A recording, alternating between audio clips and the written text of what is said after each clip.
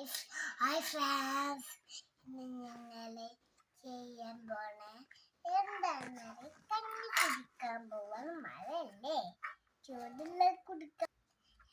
എൻ്റെ വാപ്പി ചെറിയ കുട്ടിയാകുമ്പോ കുടിച്ച സ്പൂണാണ്.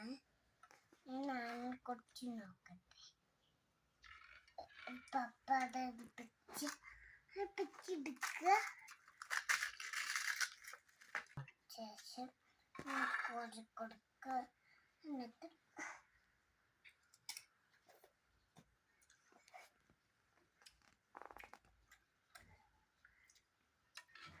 ഇത് ചെയ്യാം.